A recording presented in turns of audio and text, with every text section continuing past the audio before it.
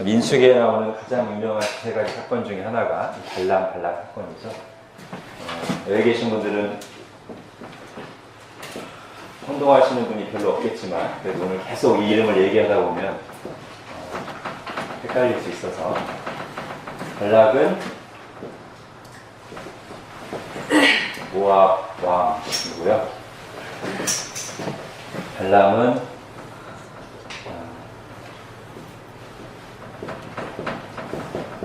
점술가라고 해두죠. 이 둘이 이제 같이 합세해서 하나님의 백성 이스라엘을 넘어뜨려 보려고 하는데, 결과적으로 보면 앞부분은 하나님이 적극 개입하셔서 실패합니다. 그러나 뒷부분에 가서 이스라엘이 심하게 넘어집니다. 이게 다 저들이 꾸민 일입니다. 자, 이거를 나눠서 보겠습니다. 오늘 한 시간에 다 할 수 있을 수도 있고요. 아니면 두 부분으로 나눠서 할 수 있습니다. 그러면 구절 살피기 먼저 보겠습니다. 반면교사 발락과 발람. 교재에 있는 대로 제가 쭉 읽을 테니까요. 전체는 다 아니고 제가 꼭 필요한 부분만 발췌해 왔으니까 성경을 안 읽는 대신 잘 같이 눈으로 따라오면서 읽으시기 바랍니다. 그가 사신을 부올의 아들 발람의 고향인 강가 부돌에 보내어 발람을 부르게 하여 이르되, 보라, 한 민족이 애굽에서 나왔는데 그들이 지면에 덮여서 우리 맞은편에 거주하였고 우리보다 강하니 청하건대 와서 나를 위하여 이 백성을 저주하라. 내가 혹 그들을 쳐서 이겨 이 땅에서 몰아내리라. 그대가 복을 비는 자는 복을 받고 저주하는 자는 저주를 받을 줄을 내가 알미니라. 모압 장로들과 미디안 장로들이 손에 복채를 가지고 떠나 발람에게 이르러 발락의 말을 그에게 전하매, 발락이 다시 그들보다 더 높은 고관들을 더 많이 보내매 그들이 발람에게로 나아가서 그에게 이르되 십볼의 아들 발락의 말씀에 청하건대 아무 것에도 거리끼지 말고 내게로 오라. 내가 그대를 높여 크게 존귀하게 하고 그대가 내게 말하는 것은 무엇이든지 시행하리니 청하건대 와서 나를 위하여 이 백성을 저주하라 하시더이다. 자, 이스라엘을 두려워한 모압 왕 발락이 적극적으로 추진하는 일이 무엇입니까? 네, 지금 발락은 유명한 같은 나라 사람도 아닌 것 같아요. 발락은 모압 왕이고요. 이 발람은 모압 사람은 아닌 것 같습니다. 그보다 훨씬 위로 몇백 킬로 이상 떨어진 지역에 사는 사람인데 워낙 유명했던 모양이에요. 그래서 이 사람이 저주를 하면 실제로 저주가 임하는 그런 영빨이 있는 사람으로 알려져 있어요. 지금 발락은 굉장히 위태롭습니다. 스스로 자기를 볼 때. 마치 우리가 굉장히 걱정되면 우리 말고 세상 사람들이 전 보러 가듯이 발락도 지금 상당히 걱정되는 상황입니다. 자기 자신과 자기의 나라가 저 엄청난 대군 이스라엘이 한번 오면 어떻게 될지 모르겠다는 생각을 하면서 이 사람이 지금 가장 심혈을 기울여 적극적으로 추진하는 일이 뭐냐면 이 사람을 모셔와서, 이 영빨 있는 사람을 모셔와서 이 사람으로 하여금 이스라엘을 저주하게 하는 거예요. 근데 한 번 사람을 돈을 줘서, 이게 복채라는 말이 나오죠. 복채를 줘서 이 사람을 모시러 갔는데 이 사람이 거절했어요. 그 다음에 보십시오. 발락이 다시 그들보다 더 높은 고관들을 더 많이 보내네. 더 높은 고관들을 더 많이 보내네.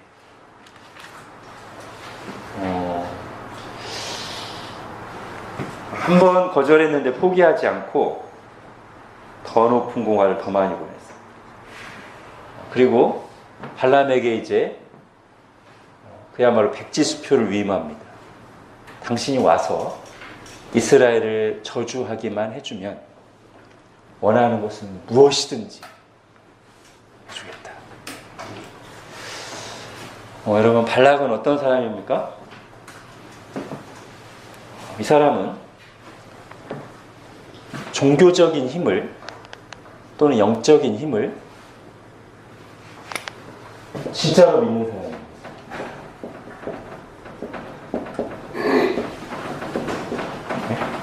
발락은 저 발람을 통해서 발현될 종교적인 힘 또는 발람 뒤에서 역사하는 그 신의 힘을 진짜로 믿는 사람이에요.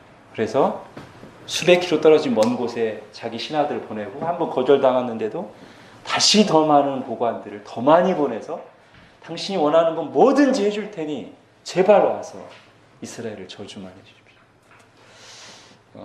가끔 우리가 이단들에게 도전을 받죠.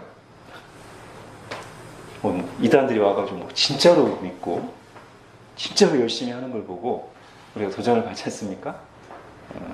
지금 발락이 약간 그런 것 같아요.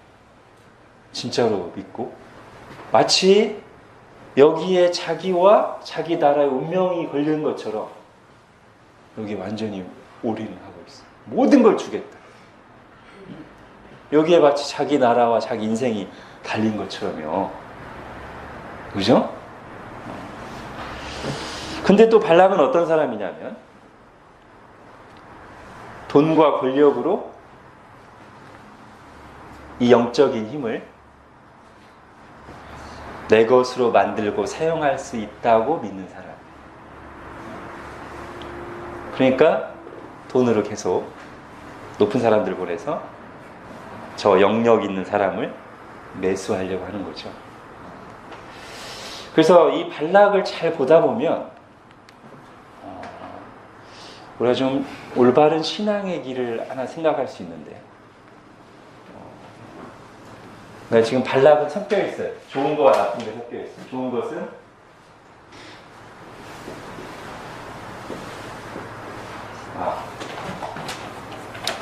좋은 거,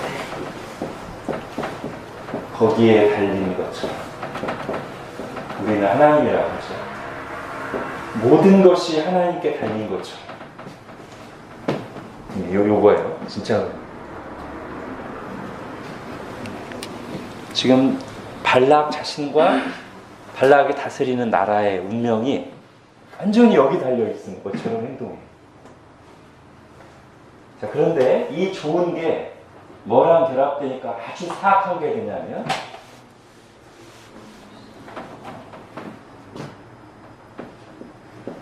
내 뜻을 이루기 위해서 또는 내 뜻대로 조정할 수 있다고.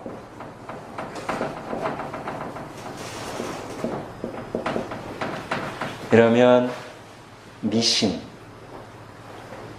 내지는 아주 사악한 게 됩니다. 사실 요거는 그대로 가지고 오고요. 여기에다가 요거만 바뀌면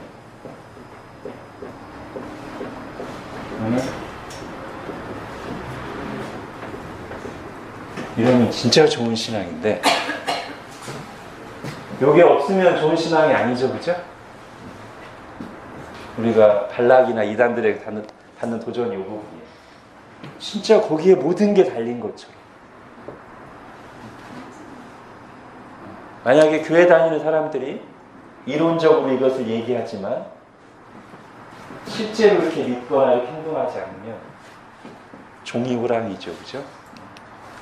정말로 하나님께 나의 삶이 달린 것처럼 진짜로 하나님을 믿고 진짜로 말씀을 믿고 진짜로 기도 들으시는 걸 믿고 진짜로 천국과 지옥을 믿어서 뭔가 세상 사람들이 볼 때 저 사람은 뭔가 남다른 그런 모습이 있어야 되잖아요, 그죠? 그러면서 거기에다가 뭐가 합쳐져야 되냐면 그러니까 하나님께 달려 있으니까 하나님께 순종하는 걸로 가면 100% 좋은 신앙이고요. 근데 일반 미신들은 그거에 엄청난 파워를 실제로 믿고 두려워하면서 그걸 자기가 조정하려고 들어요. 지금 발락이 그러고 있어요.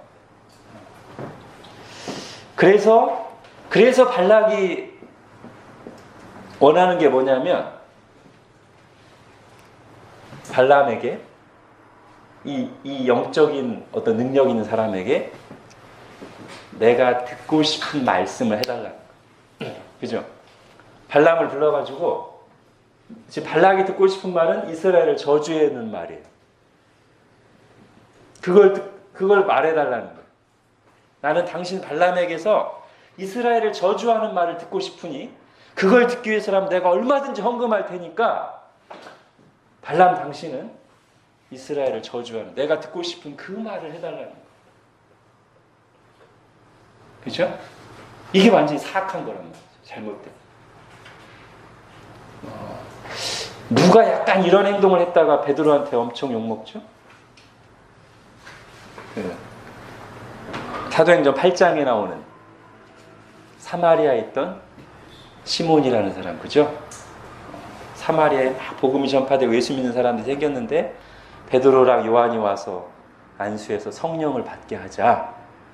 그걸 보고 시몬이 돈을 주면서 나한테도 저 능력을 달라고 했다가 이랬다가 내 뜻대로 하나님의 능력을 조정하려는 사악한 마음을 품었다가 아주 그냥 베드로 입에서 막 온갖 저주의 말이 나오죠. 너는 이 금과 함께 망할 것이고 이렇게 나온단 말이에요. 지금 약간 그거랑 비슷해요.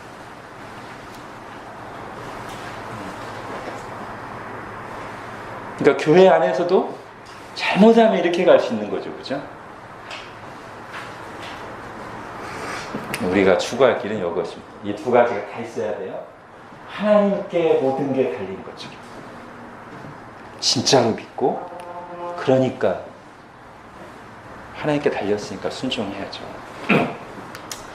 자, 어쨌든 지금 발락은 발람에게 내가 듣고 싶은 말 해달라고 3번이나 모든 원하는 걸 다 해주겠다고 했는데 발람은 어떻게 하냐면 저렇게 왕이 이 권력을 가진 왕이 돈까지 아낌없이 주면서 제발 내가 원하는 말만 해달라고 했는데 3번이나 다 완전히 거부하고 우리 이스라엘을 축복해요.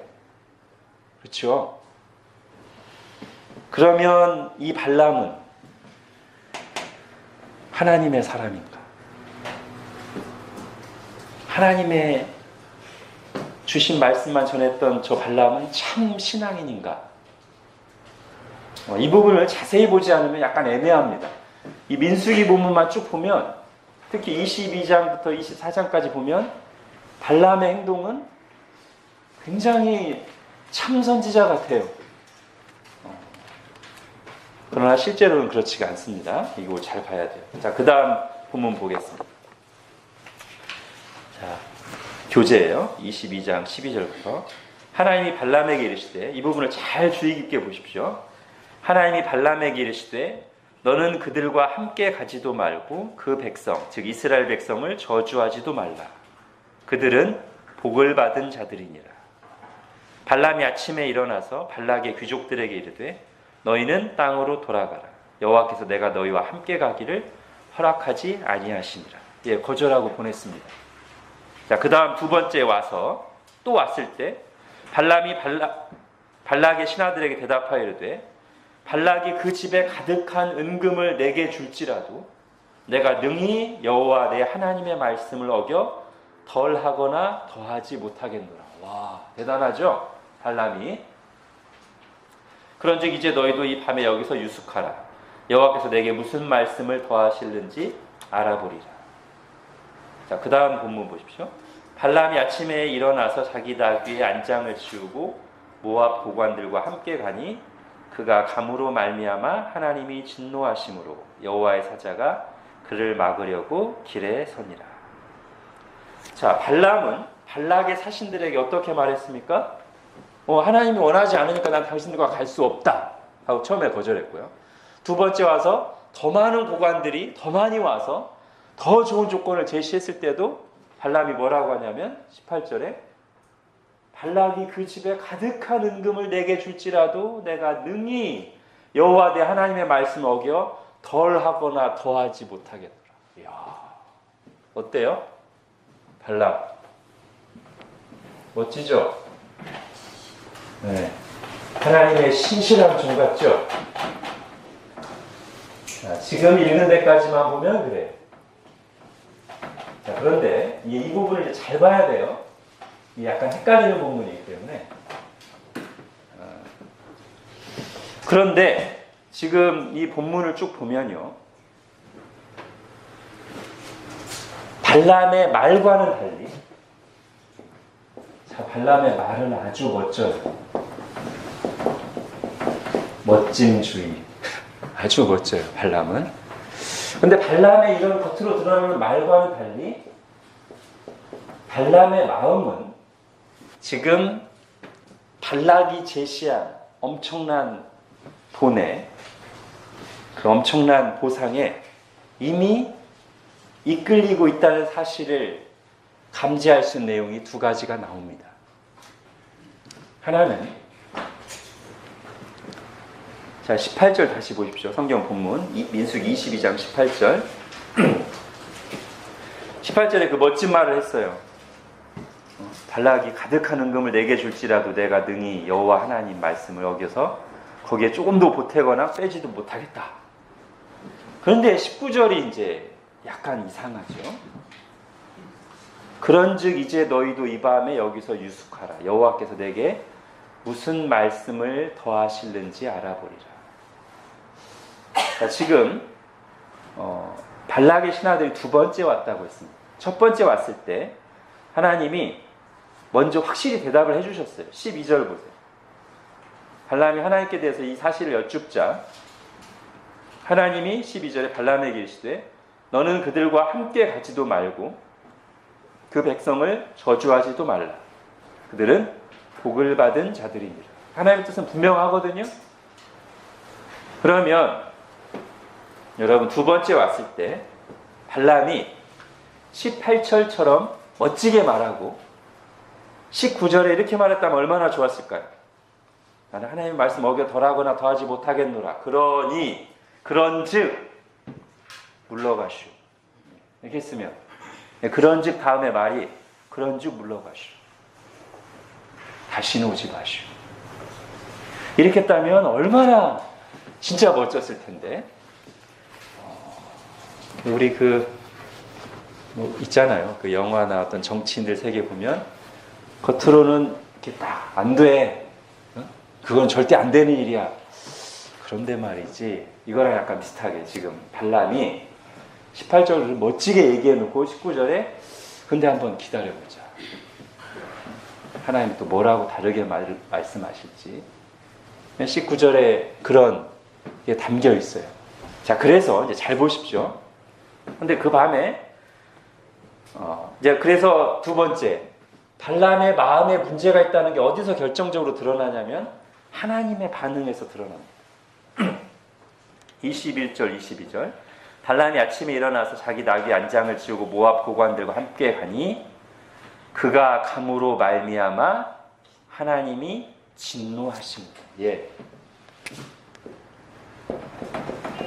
우리는 하나님의 행동을 보고 우리가 다 보지 못하는 사람의 마음과 상황을 꿰뚫어 보시는 하나님의 행동을 통해서 그 사람에게 어떤 문제가 있는지를 발견하게 돼요. 하나님이 발람이 지금 가는 것을 진노하신 이유, 이 길이 잘못됐기 때문이죠. 자, 그런데 20절을 보십시오.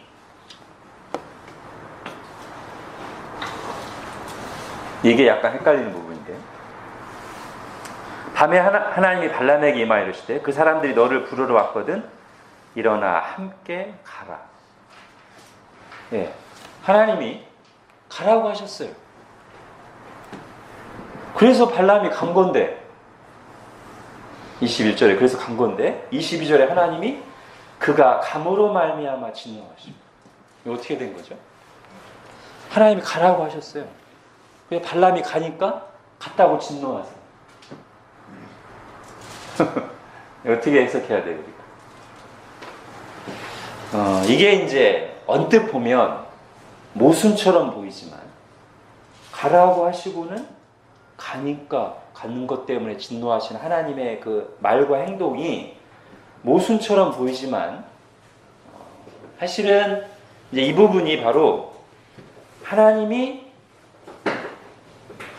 발람의 마음을 꿰뚫어 보고 있으시다는 것에 대한 이제 표시예요. 즉, 그 다음에도 한 번 더 35절 보십시오. 여호와의 사자가 발람에게 이르되 그 사람들과 함께 가라고 하십니다. 결국 두 번째 왔을 때 하나님의 뜻은 발람이 가는 거예요. 네? 가는 게 하나님의 뜻입니다. 근데 가서 하나님이 발람을 통해 이루시고자 하시는 일이 있어요. 이렇게 이제 뒤에 보면 나오는데. 근데 겉으로 보면 하나님 말씀대로 하는 것 같은 발람이 가는데 그럼 발람의 마음은 다른 데가 있어요. 그러니까 가라고 하시는 하나님의 뜻과 실제로 가는 발람의 마음이 완전히 다르다고요. 그래서 하나님은 결국 발람을 가게 하시는데 이 잘못된 마음으로 가는 발람을 강하게 경고하셔서 원래 발람을 가도록 하는 하나님의 뜻을 이루도록 발람을 준비시켜서 보내시는 거예요. 그것이 그 다음에 나오는 나귀 일화입니다. 다시 한번요. 지금 발람의 마음이 잘못되어 있어요. 말은 멋지게 하지만 마음이 잘못되어 있는 걸 뭘로 알 수 있냐면 하나는 이게 아니라고 생각해서 돌려보내야 되는데 자꾸 시간 끌면서 하나님의 다른 뜻이 있나 생각해보자 라는 그 태도하고, 또 하나는 발람을 보내시면서도 발람에게 진노하시고 경계하신 하나님의 모습을 볼 때 지금 이 발람이 말은 멋지게 하지만 신앙적으로 하지만 지금 마음이 이미 발락이 제시한 돈에 많이 넘어가 있구나 라는 것을 확인할 수 있다는 거예요. 일단 그것까지 일단락하고, 그럼 하나님은 왜 발람을 가게 하시는가? 그건 하나님께 다른 계획이 있어서라는 거예요. 그 계획은 발람으로 하여금, 발락은 발람으로 하여금 이스라엘을 저주하기 원했지만 하나님의 계획은 오히려 발람을 통해서 이스라엘을 축복하는 것이고, 그래서 지금 이스라엘을 공격하고 무너뜨리려고 한 발락에게 경고하시려는 거예요. 까불지 마라. 이스라엘은 내가 선택한 백성이다. 그 목적을 이루시려고 이제 발람을 가라고 하시는 거예요.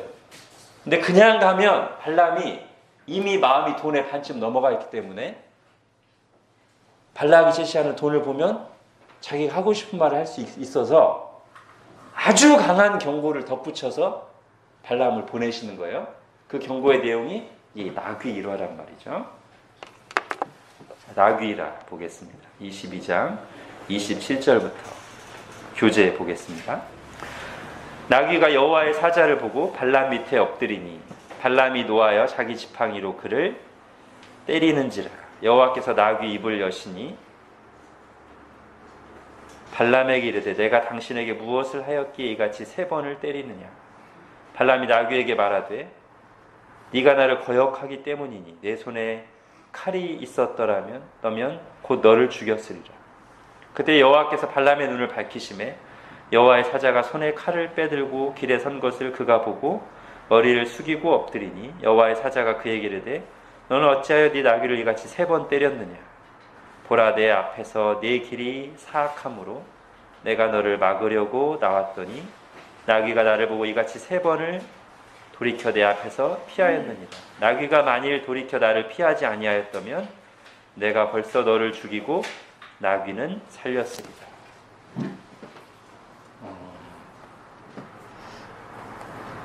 발람이 나귀 타고 길을 가는데 앞에 여호와의 사자가 나타나서 칼을 들고 서 있습니다. 그래서 원래 이렇게 길을 딱 가야 되는데 나귀가 원래 길에서 빠져서 다른 데로 들어가요. 한 번.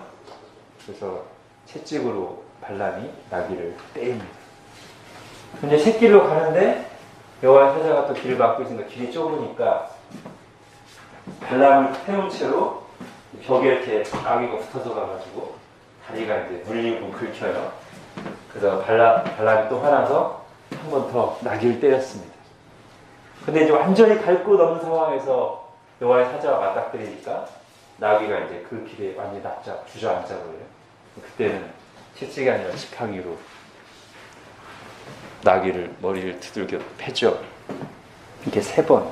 이 3번이 여기서 지금 강조되고 있어요. 그 3번째 때릴 때 이제 하나님이 나귀의 입을 열어서 왜 때리냐고 항변하게 만드세요. 근데 참 희한한 것은 이 본문에서 발람이 별로 안 놀라요. 아니면 놀랐는데 생략됐을 수도 있고요. 원래 성경은 생략이 많으니까. 우리 같으면 자연스러운 말은 나귀가 말하는 순간 허걱! 나귀가 말을 하다니 이게 나와야 되는데 이건 안 나오고 여전히 화난 채로 왜 때리지 않으니까 네가 맞을만 하니까 때리지 하면서 발람이 따지는 내용입니다. 자, 그런데 잘 보십시오. 이 나귀의 모습이 한편으로는 발람과 동일시되고요.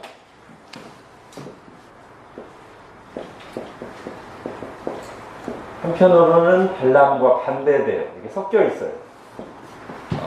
동일시되는 부분은 어떤 부분이냐면 여러분 성경을 한번 보십시오.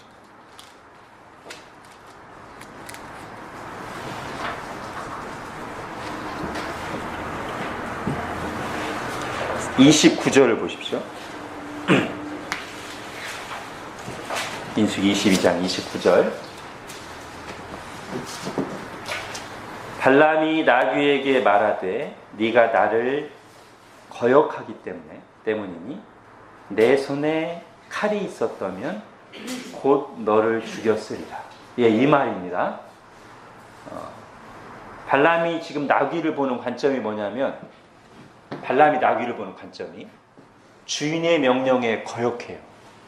그래서 주인의 손에 칼이 있다면 너를 죽여야 마땅하다. 이게 지금 발람이 나귀에게 하는 말인데, 자, 천사가 이제 하는 말을 들어보십시오. 자, 31절 먼저 보십시오. 31절에 여호와의 사자가 손에 칼을 들고 서 있죠, 그죠? 지금 발람이 내 손에 칼이 있었다면 너 죽였을 것이라고 했는데 여호와의 사자가 31절에 칼을 들고 서 있으면서 33절에 뭐라고 하냐면 뒷부분에 나귀가 만일 돌이켜 나를 피하지 않았다면 내가 벌써 너를 죽였으리라. 그죠? 이게 지금 이거랑 약간 매치되고 있어요. 다시요. 발람이 볼 때 나귀가 뭐냐면 주인의 명령을 거역해서 칼로 죽여 마땅한 나귀죠. 근데 지금 여호와의 사자가 하는 말을 잘 들어보면 발람이 나귀에게 한 말을 거의 똑같이 지금 칼을 들고 내가 너 죽였을 거야 이렇게 하나님의 명령을 거역하면서 이 악한 길을 계속 가고 있는 발람, 너 이 나귀 아니었으면 내가 칼로 너 죽였을 거야. 이 부분이 이제 동일시예요.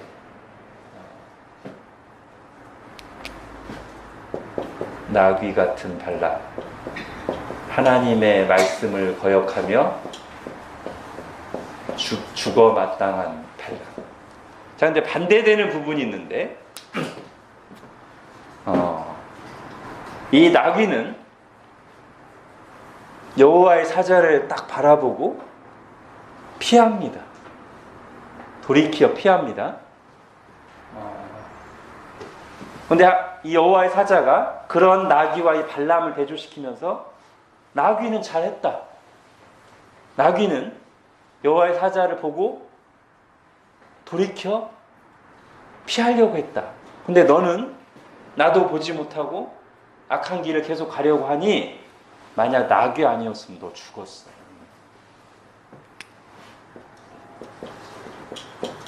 나귀만도 못한 발람.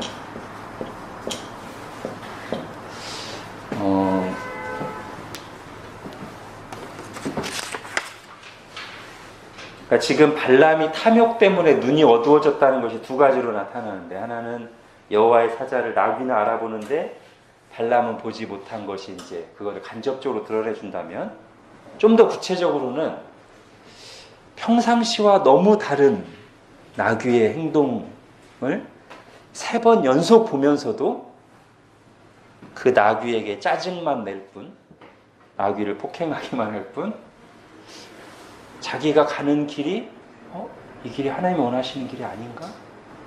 내가 지금 잘못 가고 있나?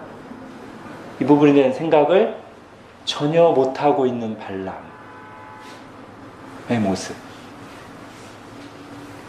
그렇죠? 심지어 나귀가 말을 해도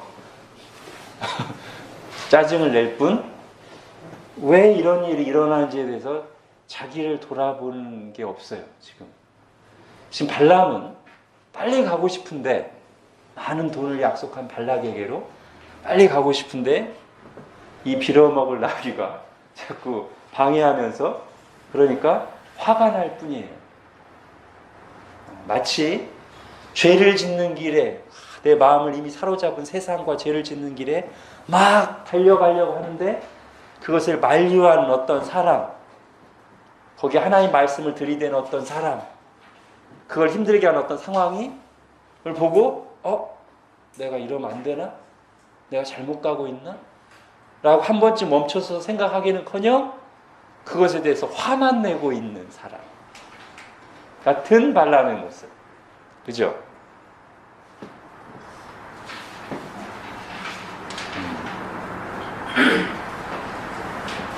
하나님이 나귀가 말하게 하시는 일을 오늘 일으키지는 않으시지만 이와 비슷한 상황은 우리에게 일으킬 수 있습니다. 우리가 죄질 때마다 하나님이 막지는 않으세요. 근데 때로는 정말 하나님이 원하지 않는 일을 우리가 하려고 하면 우리 마음을 굉장히 이렇게 두렵고 떨리게 하시거나, 아니면 어떤 상황이나 사람을 통해서 경고하시면서 보여주실 때가 있어요. 그것을 오직 이 관점, 내가 하고 싶은 것을 못하게 하는 사람이나 상황이라는 관점에서만 보고 끝까지 하나님이 내 마음을 이렇게 막 부담되게 하시고 사람이나 상황을 통해 막는데도 끝까지 내가 원하는 것을 방해하는, 이렇게만 가면 이제 굉장히 완악한 거죠. 그죠? 지금 발람의 상태가 약간 그렇습니다. 원래 우리가 나귀를 굉장히 이렇게 고집세고 그런 비유를 쓰잖아요. 그죠? 지금 발람이 약간 그러고 있어요. 자, 아까 말씀드린 것처럼 지금 말은 멋지게 하지만 마음은 이미 탐욕에 물들어 있는, 이끌리고 있는 발람을 보내서 하나님의 말씀을 전하게 하려고 하시는데, 그냥 보냈다가는 이런 마음 상태로는 제대로 된 말이 나올 수가 없어요. 그래서 이 나귀를 통해서 굉장히 비상한 경고를 하고, 특히 3번이 강조되잖아요. 3번. 왜 3번 때렸느냐? 3번 막아섰다. 3번이 강조된 이유가 아마도 나중에 가면 발락이 발람에게 3번 부탁합니다. 3번 요청합니다. 자리를 바꿔가면서 이스라엘을 저주해 주시오. 이스라엘 저주해 주시오. 이스라엘 저주해 주시오. 3번을 부탁해요. 아마도 그거랑 좀 연관되지 않을까. 자, 이 엄청난 경고를 받고 나서 발람이 두렵기도 하고, 또 하나님께서 발람의 마음을 감동하셔가지고 발람이 막상 가서는 3번에 걸쳐서 발락의 말을 듣지 않고 이스라엘을 축복합니다. 이 모습 때문에 발람이 꼭 참 선지자 같은 느낌이 들지만, 이제 바알 부올 사건까지 보고 나면 결코 그렇지 않다는 것을 다시 한번 확인합니다. 자, 이제 발람의 예언 보겠습니다. 자, 23장부터 24장까지가 발람의 예언인데요. 여기 이제 이 발람과 발락 본문에 중요한 목적이 있습니다.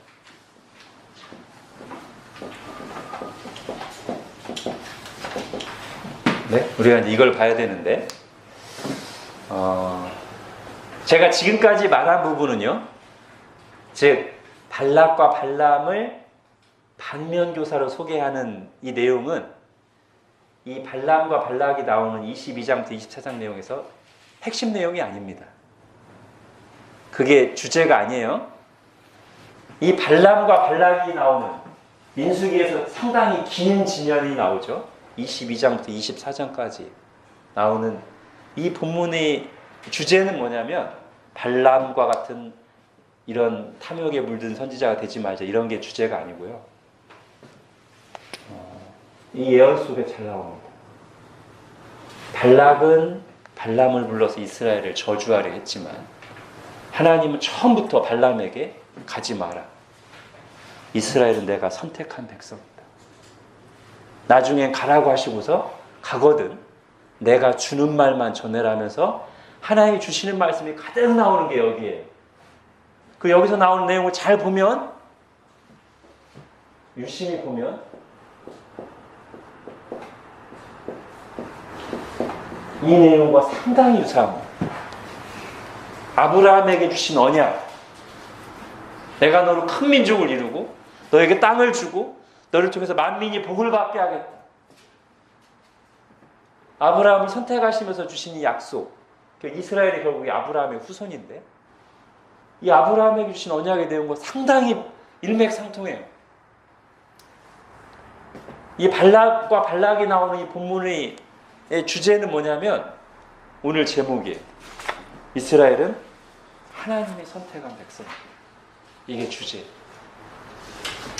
그것을 발람을 만류하시고 경고하시는 모습에서, 그리고 발람을 통해서 전하게 하신 예언의 말씀을 통해서 아주 분명하게 드러냅니다. 자, 이제 발람의 예언 보겠습니다.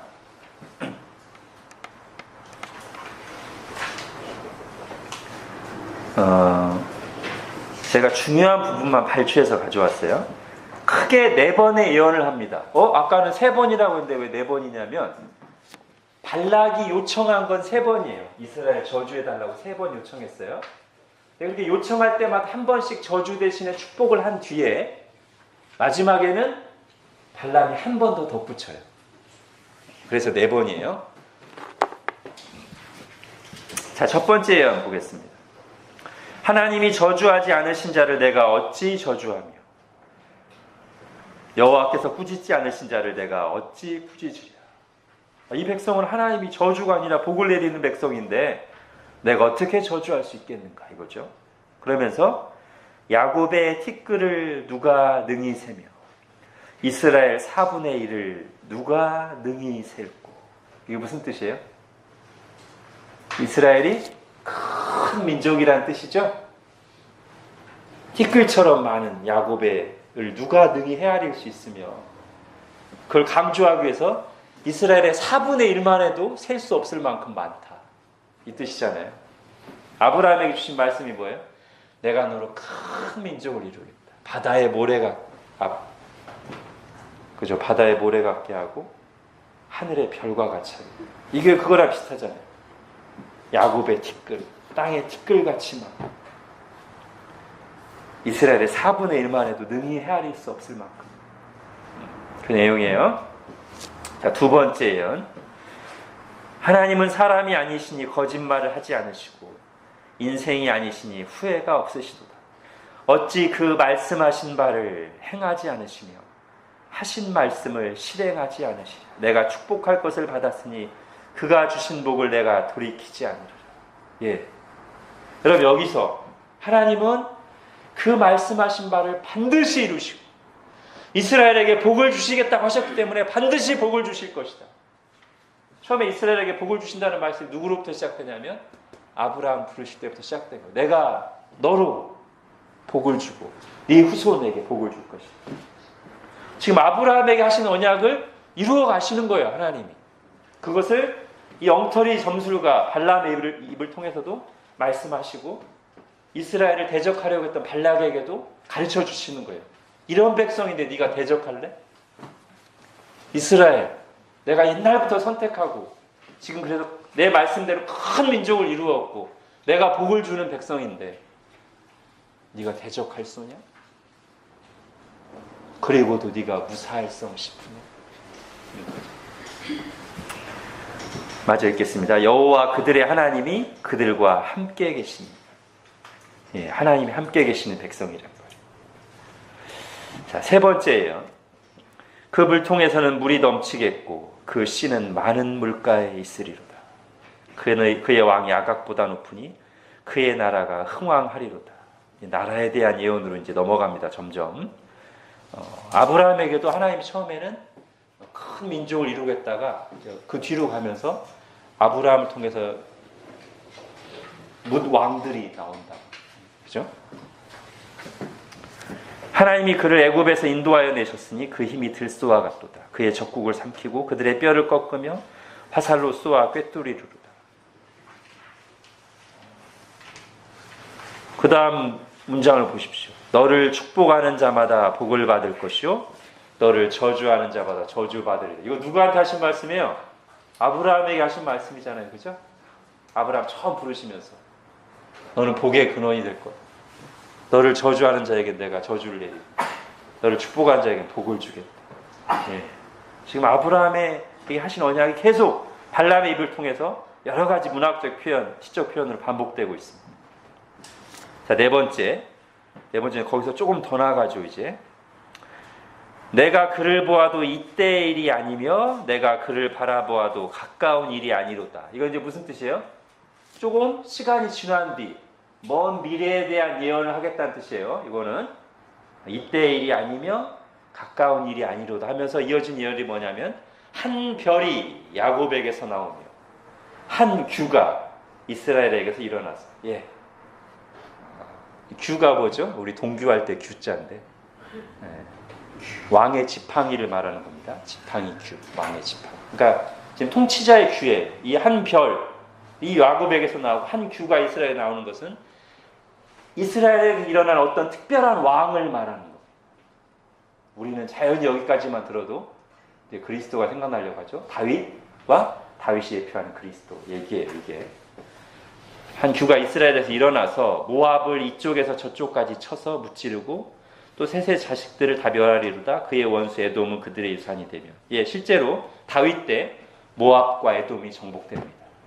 그러니까 이것은 1차적으로는 다윗에 대한 예언이고요.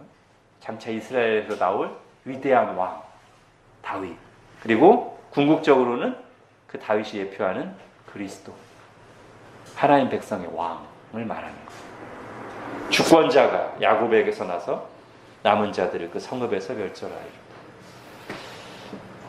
여러분, 이게 지금 발락과 발람 이야기에서 핵심 주제예요.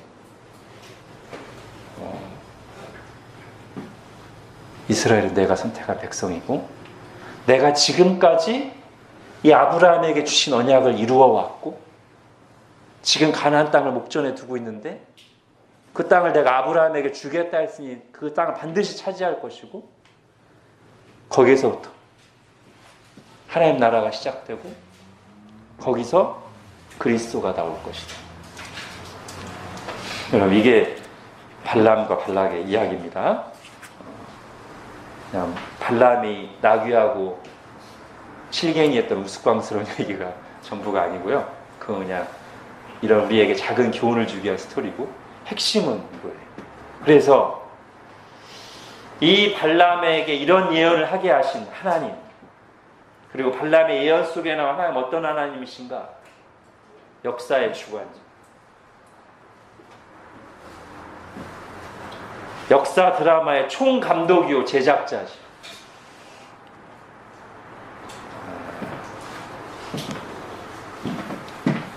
지금 아브라함에게 400년 전에 언약을 주시고 지금 발람으로 하여금 다시 이 예언을 하게 하시고 큰 민족을 이루게 하신 하나님은 역사의 주관자, 역사라고 하는 대하 드라마의 총감독, 제작자. 누가요? 하나님. 주연은 누굴까요? 네, 하나님의 백성. 아브라함의 후손. 구약으로 하면 이스라엘, 신약으로 하면 교회. 그 다음에 엑스트라 또는 악역이 누굴까요? 네, 발락과 같은 세상 왕들, 세상 왕들, 세상 나라들,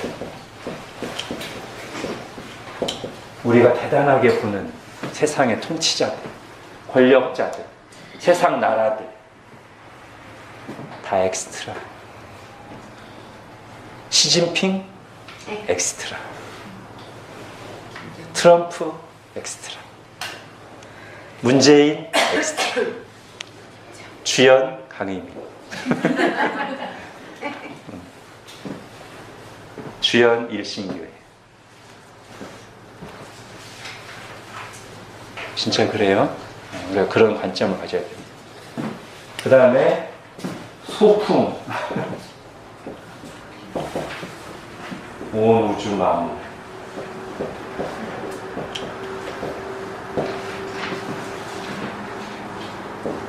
바다, 하늘, 땅, 문명,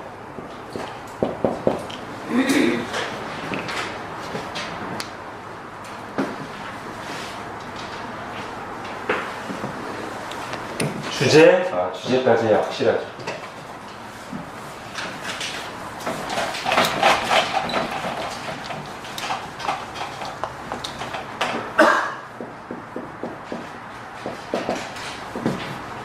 하나님 나라.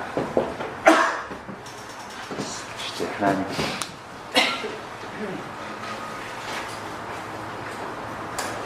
하나님의 영광이 찬란하게 드러나는 구원 역사.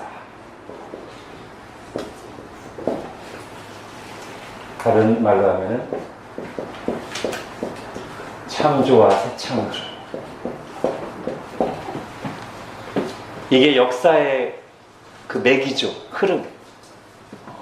역사의 감독이요 제작자신 하나님은 요걸 이루어 가시는 거예요. 처음 창조 때부터 마지막 새 창조 때까지 하나님 나라, 구원 역사, 예수 그리스도를 통해서 당신의 백성들을, 부족한 백성들을 불러 모으셔서 이 역사를 이루어 가시는 이 드라마를 진행하고 계십니다. 지금 발락이라고 하는 사람을 엑스트라로 사용하셔서, 그리고 발람이라고 하는 엉터리 술사의 입을 통해서 이 드라마를 다시 한번 얘기하시는 거예요. 내가 아브라함을 400년 전에 불렀는데, 내가 아브라함에게 분명히 그때 아브라함, 자식도 없는 그 아브라함 노인 한 사람을 불러서 내가 너를 큰 민족을 이루고 너에게 땅을 주고 너를 통해 세상 만민이 복을 얻게 하고 그 씨로부터 천하 만민이 구원 얻을 그리스도가 탄생하게 하겠다고 말했는데, 지금 400년이 지난 지금 발람 너를 통해서 다시 얘기한다. 내가 그 언약을 이만큼 이루어왔다. 아직 완성은 아니고 이만큼 이루어왔다. 내가 말한 대로 큰 민족을 이루었다. 이제 곧 가나안 땅을 목전에도 그 땅을 차지할 것이고, 그리고 장차 이 백성 가운데서, 이스라엘 민족 가운데서 한 별이, 한 주권자가, 한 통치자가 나올 것이다. 그리스도가 나올 것이다. 이후의 역사도 내가 이루어 가겠다. 신자들은 항상 이런 역사관을 가지고 있어야 되겠죠. 근데 이제 여기서 이제 하나 조금 이 이야기에서 독특한 점은 민수기에서 항상 민수기는 이제 하나님과 이스라엘이 직접 이렇게 대면한 사건이었는데, 이 일이 일어나는 동안에, 이 발락 사건이 일어나는 동안에는 이스라엘은 전혀 모르고 있어요. 이런 일이 있는지. 그죠? 발락이 발람을 불러오고 발람이 이렇게 하나님의 대하 드라마를 막 엄청나게 예언하면서 이스라엘 자신들을 축복하는지 전혀 모르고 있어요. 여러분, 우리 하나님은 우리가 모르는 상황, 우리가 알지 못하는 곳에서도 우리를 위하여 일하고 계십니다.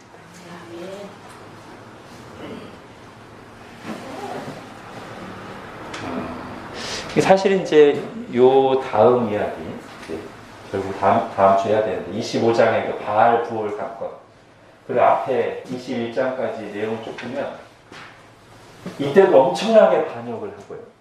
이때도 엄청나게 반역을 해요. 사실 이게 안 어울려요. 이 앞에서 이스라엘이 계속 반역의 연속이에요. 그리고 이 사건 직후에도 또 반역이에요.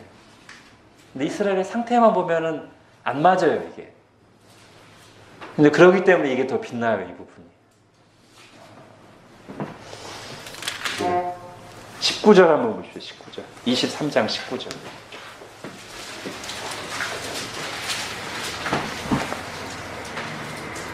(23장) 이제 발람의 두 번째 예언 중에 19절부터 21절까지 이 민수기에 나타난 이 예언 앞뒤에 있는 이스라엘의 그런 계속되는 반역을 생각하면서 그런 상황에서 지금 하나님이 발람을 통해 하시는 이 말씀 한번 생각해 봅시다. 19절부터 21절을 같이 한번 읽겠습니다. 23장 19절부터 21절 시작. 하나님은 사람이 아니시니 거짓말을 하지 않으시고 인생이 아니시니 후회가 없으시도다. 어찌 그 말씀하신 바를 행하지 않으시며 하신 말씀을 실행하지 않으시리라. 내가 축복할 것을 받았으니 그가 주신 복을 내가 돌이키지 않으리라. 야곱의 허물을 보지 아니하시며 이스라엘의 반역을 보지 아니하시는도다. 여호와 그들의 하나님이 그들과 함께 계시니 왕을 부르는 소리가 그들 중에 있도다. 아멘. 이게 더 반전이지 않습니까? 지금 이스라엘이 앞뒤로 행한 계속되는 반역, 그리고 이 말씀 한 뒤에도 일어날 반역까지 생각할 때 발람을 통해서 이 말씀을 하시는 하나님 우리 한번 생각해 보죠. 그죠? 너희는 연약하지만 반복해서 넘어지지만 하나님은 인생이 아니시니 내가 아브라함에게 약속한 그 언약을 어찌 이루지 않으며 그리스도를 통해서 이루고자 하는 구원을 어찌 실행하지 않으리. 그렇게 말씀하시는 것 같아요. 내가 내 백성을 징계는 할지언정 복을 주겠다고 했으니 반드시 복을 줄 것이다. 그들의 허물과 반역을 용서하고 그들로 하여금 마침내 나를 바라보며 찬양하게 만들 것이다.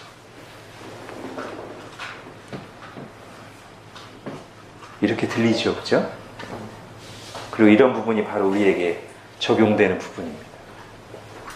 우리도 말씀으로 다 은혜를 받고 하나님이 주신 여러 가지 복들을 경험하고 나서도 바로 그 앞에도 우리는 사실 신실하지 못했으며 은혜를 받은 뒤에도 또 말과 마음으로 죄를 짓고 넘어지고 교만해지고 자기를 자랑하고 그러길 얼마나 잘합니까? 그죠? 그럼에도 불구하고 하나님이 우리는 미쁨이 없으나 그는 항상 미쁘셔서 이렇게 이루어 가신다는 거죠. 그래서 이 발락의 이 예언 한두 가지를 쫙 생각하다 보면 좀 신약과 연결되는 느낌이 있어요. 발람이 23장 8절에 하나님이 저주하신 자를 내가 어찌 저주하며 여호와께서 꾸짖지 않으신 자를 내가 어찌 꾸짖으랴. 이 말씀을 생각하면 로마서 8장이 떠올라요. 하나님이 우리를 위하시면 누가 우리를 대적하리요? 그죠? 지금 하나님이 이스라엘 복 준다고 하는데 내가 어떻게 이스라엘을 정죄하고 저주하리요? 그거잖아요? 그 저는 로마서 8장이 떠올랐어요. 만일 하나님이 우리를 위하시면 누가 우리를 대적하리요? 누가 정죄하리요? 죽으실 뿐 아니라 다시 살아나신 이는 그리스도 예수시니 그는 하나님 우편에 계신 자요 우리를 위하여 간구하시는 자시니라. 자, 그러면서 또 방금 읽었던 19절 같은 경우 하나님은 사람이 아니시니 거짓말을 하지 않으시고 인생이 아니시니 후회가 없으시다. 즉 이스라엘이 연약함에도 불구하고 마침내 끝까지 이스라엘을 포기하지 않으시고 복 주신다는 이 말씀 생각할 때 누가 우리를 그리스도의 사랑에서 끊으리?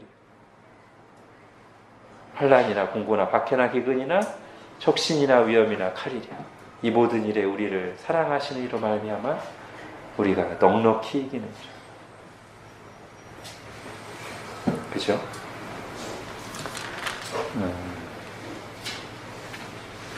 다시 여러 번 말했습니다만 이 발람과 발락이 나오는 이 본문의 주제가 이겁니다. 그냥 발락이 어떻고 발람이 어떻고는 앞에서 그냥 잠깐 들어간 부분적인 교훈이고요. 이걸 통해서 결국 하시려는 얘기는 이거예요. 하나님이 얼마나 신실하시고 그 언약을 역사 속에서 이루어 가십니까? 이스라엘 백성은 연약함에도 불구하고 얼마나 복된 백성입니까? 하나님이 발람에게 나타나셔서 그들과 함께 가지도 말고 그 백성을 저주하지도 말고 그들은 복을 받은 자들입니다. 이게 우리를 가리켜서 하시는 말씀이죠. 그렇죠?